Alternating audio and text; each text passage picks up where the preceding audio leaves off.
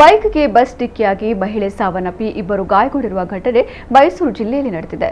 ನಾಗಮಂಗಲ ಗ್ರಾಮದ ಜೀವನ್ ಎಂಬುವರ ಪತ್ನಿ 36 ವರ್ಷದ ಅಶ್ವಿನಿ ಮೃತ ಮಹಿಳೆ.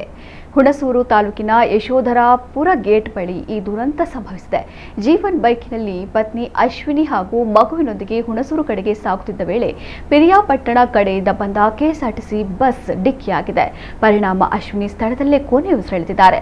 ಪತಿ ಜೀವನ್ ಹಾಗೂ ಮಗು ಗಾಯಗೊಂಡು ಆಸ್ಪತ್ರೆಗೆ ದಾಖಲಾಗಿದ್ದಾರೆ. ಹುಣಸೂರು ಗ್ರಾಮಾಂತರ ಪೊಲೀಸ್ ಠಾಣೆಯಲ್ಲಿ ಈ ಬಗ್ಗೆ ಪ್ರಕರಣ ದಾಖಲಾಗಿದೆ.